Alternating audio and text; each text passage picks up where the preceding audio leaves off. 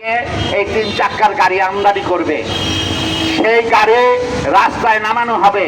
আর 30-60 লক্ষ মানুষ যে ব্যাটারি রিক্সা, ইজি বাইক, মিশুকের সাথে যুক্ত, এদের রুটি রুজি বন্ধ করা হবে। সংগ্রামী বন্ধুগণ, আমরা এই ন্যাক্কারজনক ঘটনার তীব্র প্রতিবাদ জানাই। আমরা সুস্পষ্ট বলতে চাই, এই মানুষেরা তারা নিজস্ব উদ্যোগে এই ব্যাটারি রিক্সা রাস্তায় নামিয়েছে। আমাদের দেশের অর্থনীতির বিষয় যদি চিন্তা করেন, একটা সংকটপূর্ণ অর্থনীতি আমাদের দেশে অতিবাহিত হচ্ছে। বিগত স্বৈরাচারী সরকারের সময়ে যে লুটপাট হয়েছে, এই লুটপাটের কারণে আজকে অর্থনীতির মধ্যে সংকট আছে। এবং বর্তমানে যে অন্তর্বর্তীকালীন সরকার আছেন, সেই সরকারও এই অর্থনীতিতে গতি আনতে সমর্থ হন নাই। তারা ব্যর্থ হয়েছে। ফলে দেশের দারিদ্রতা বৃদ্ধি পাচ্ছে, বেকারত্ব বৃদ্ধি পাচ্ছে, মানুষ কর্মসংস্থান হারাচ্ছে।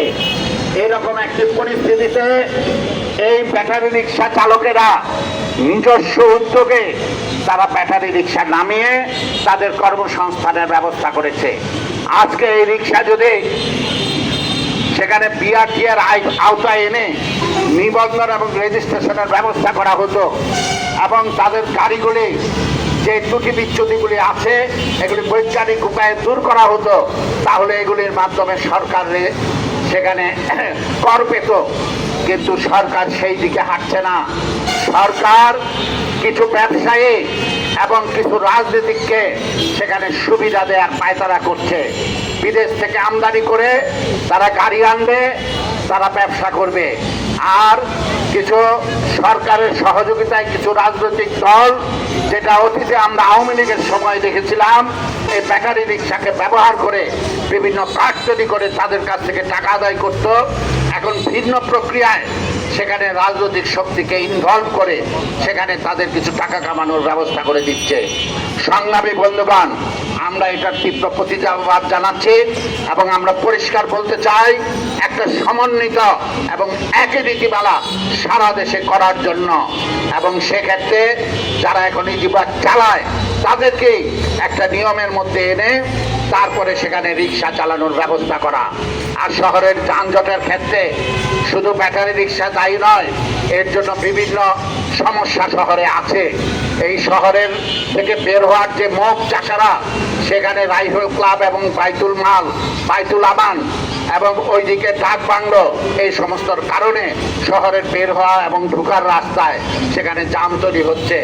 যত্রতত্র সেখানে প্রাইভেট গাড়িগুলি পার্কিং করে, বাস ট্রাক সেখানে পার্কিং করে, বাস যেখানে খুশি সেখান থেকে গাড়িতে প্যাসেঞ্জার তোলে। এই সব কিছু মিলিয়ে যানজট।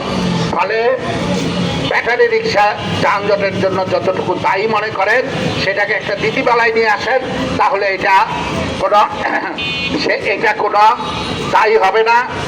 সেটা দুঃখিত, আপনারা যদি সেক্ষেত্রে একটা নীতিমালায় নিয়ে আসেন, তাহলে এই ব্যাটারি রিক্সাগুলিকেও একটা পদ্ধতিতে পরিচালনার ব্যবস্থা আপনারা করতে পারেন।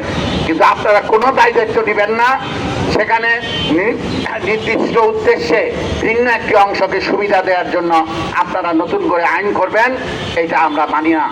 সংগ্রামী বন্ধুগণ, আমরা হাইওয়েগুলির ক্ষেত্রে, বড় রাস্তাগুলির ক্ষেত্রে আমরা বারবার বলেছি যে স্বল্প গতির গাড়ির জন্য আলাদা লেন করে দেওয়ার জন্য।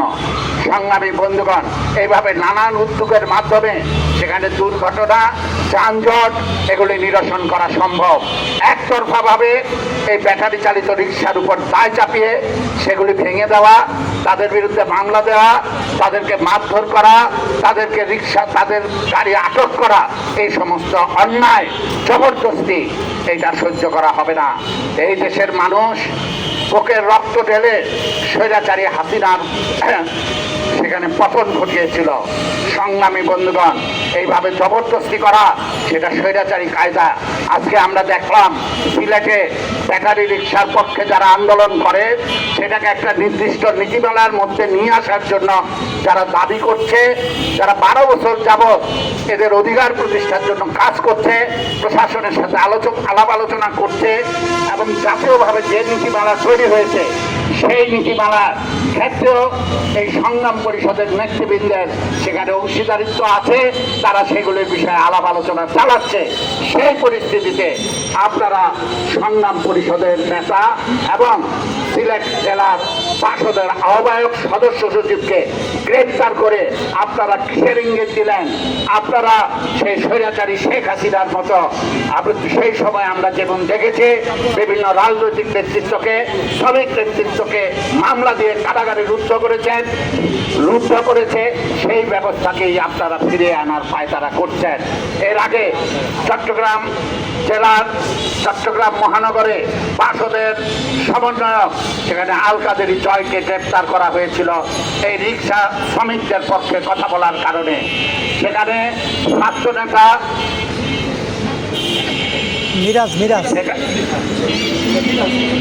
সেখানে সমাজতান্ত্রিক ছাত্র ফ্রন্টের কেন্দ্রীয় কমিটির সদস্য চট্টগ্রাম জেলার নেতা মিরাজ উদ্দিনকে গ্রেপ্তার করা হয়েছিল এবং আরো কয়েকজন রিক্সা শ্রমিককে গ্রেপ্তার করা হয়েছিল।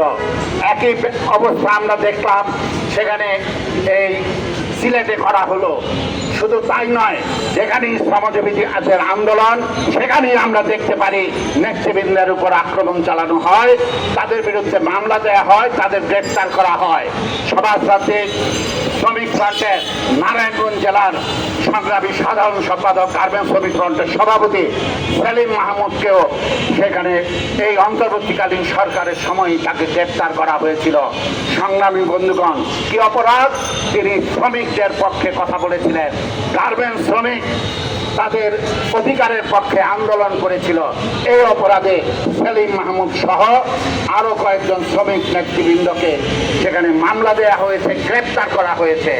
আমরা এখনো দেখতে পাই সেই সাভারে, সেই আশুলিয়ায়, সেই মিরপুরে, সেই গাজীপুরে বিভিন্ন জায়গায় শ্রমিকরা আন্দোলন করলে তাদেরকে লাঠিপেটা করা হচ্ছে, এমনকি তাদের উপর গুলি চালানো হচ্ছে। আপনারা সেই নীলফামারীতে দেখেছেন শ্রমিকেরা ন্যায্য দাবিতে আন্দোলন করার অবস্থায় তাদের উপর যৌথ বাহিনী গুলি চালিয়েছে এবং একজন শ্রমিককে হত্যা করেছে। এই পর্যন্ত এই অন্তর্বর্তীকালীন সরকারের সময়ে আমরা জেনেছি যে এই সরকার 5 জন শ্রমিককে গুলি করে হত্যা করেছে।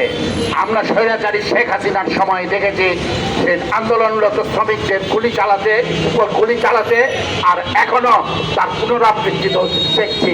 এই কিসের লক্ষণ? এই স্বৈরাচারী শাসনের লক্ষণ। একটা অন্তর্বর্তীকালীন সরকারও সেই স্বৈরাচারী আমলের মতো আন্দোলন, সংগ্রাম, দমন পীড়নের মাধ্যমে, নির্যাতনের মাধ্যমে বন্ধ করার চেষ্টা করছে। সম্পূর্ণ অগণতান্ত্রিক প্রক্রিয়া। আমরা অবিলম্বে সেখানে আবু জাফর এবং প্রণব জ্যোতি পাল সহ সেখানকার শ্রমিক নেতৃবৃন্দের মুক্তি দাবি করছে, তাদের মিথ্যা মামলা প্রত্যাহারের দাবি করছি। একই সাথে নারায়ণগঞ্জে শ্রমিক নেতা সেলিম মাহমুদ সহ রবিন টেক্স গার্মেন্টসের শ্রমিক নেতৃবৃন্দ তাদের বিরুদ্ধে যে মিথ্যা মামলা, সেই মামলা প্রত্যাহারের দাবি করছি। চট্টগ্রামের রিক্সা আন্দোলনের নেতা এবং পার্ষদের নেতা আল কাদের জয় সহ সেখানকার নেতৃবৃন্দের বিরুদ্ধে যে মিথ্যা মামলা, এই সমস্ত মিথ্যা মামলা প্রত্যাহারের দাবি জানাচ্ছি। একই সাথে নারায়ণগঞ্জের বিভিন্ন গার্মেন্টসের শ্রমিকদের বিরুদ্ধে যে মিথ্যা মামলা দেওয়া হয়েছে, এরকম আমি অন্তত 50টি গার্মেন্টসের নাম বলতে পারবো যেখানে শ্রমিকদের মিথ্যা মামলা দিয়ে দেশের দ্বারাই তাদের চাকরি থেকে বরখাস্ত করা হয়েছে। অবিলম্বে সে সমস্ত মামলা প্রত্যাহারের দাবি জানাচ্ছি। আমাদের নেতৃবৃন্দ বক্তব্য রাখবেন। আমাদের এই সমাবেশ পরিচালনা করবেন সমাজতান্ত্রিক শ্রমিক ফ্রন্টের নারায়ণগঞ্জ জেলার সাধারণ সম্পাদক, গার্মেন্টস শ্রমিক ফ্রন্টের সভাপতি, শ্রমিক